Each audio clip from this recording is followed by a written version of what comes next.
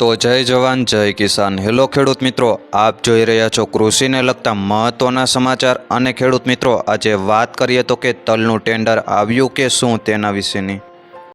તો ખેડૂત મિત્રો, વાત કરીએ તો કે સૌરાષ્ટ્રની ઉનાળુ ખેતીમાં છેલ્લા વર્ષો દરમિયાન તલનું વાવેતર મુખ્ય હોય છે અને તેલીબિયા પાક પણ સારા એવા ઉતારામાં ખેડૂતો ગણે છે।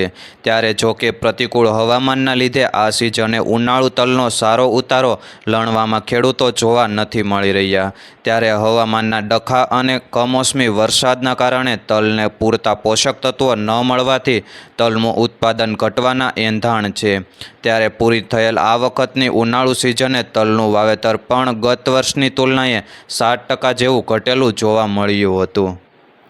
આ સાથે કેટલીક સંસ્થાઓએ બહુ હરખમાં આવીને 1 લાખથી 1.25 લાખ ટન ઉનાળુ તલ પાકવાના અંદાજ મૂક્યા હતા। પણ ફિલ્ડમાં વીઘા વરાળે તલના ઉતારા અને હાલ તલનું આવકોનું પ્રેશર જોઈને કેટલાક અભ્યાસુ વેપારીઓના કહેવા મુજબ 90,000 ટનથી વધુ ઉનાળુ તલનો પાક આવે એવું દેખાતું નથી। ત્યારે સાઉથ કોરિયાના અગાઉ જાહેર થયેલું ઓર્ડરમાં ભારતને સારો હિસ્સો મળ્યા પછી 30 મેના રોજ જાહેર થયેલ તલના ટેન્ડરમાં ભારતને મહત્તમ હિસ્સો મળ્યાના રિપોર્ટ આવ્યા છે।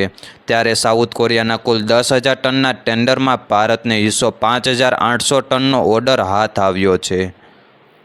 આ સાથે જો કે આ તલનો જથ્થો પહોંચ કરવાનો સમય લાંબો હોવાથી તલની બજારમાં એની મોટી અસર કે મુવમેન્ટ નહીં દેખાવાનું કેટલાક વેપારીઓ કહી રહ્યા છે।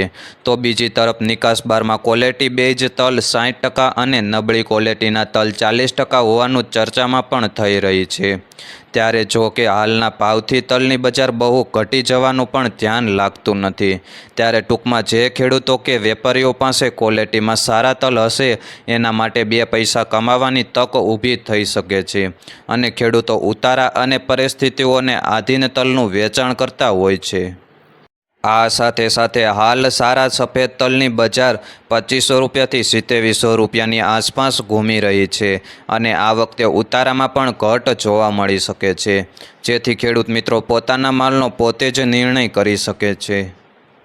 આ તમામ માહિતીના અંત સાથે માહિતી સારી લાગી હોય તો અન્ય ખેડૂત મિત્રોને પણ શેર કરજો અને ખેડૂત મિત્રો રોજે રોજના સમાચાર જાણવા અને અવનવી યોજનાની માહિતી મેળવવા આપની ચેનલ એટલે કે JB ખેડૂત હેલ્પને સબસ્ક્રાઈબ કરજો અને જે પણ પાક વિશેની માહિતી મેળવવી હોય તેમને કોમેન્ટ કરીને જરૂરથી બતાવશો।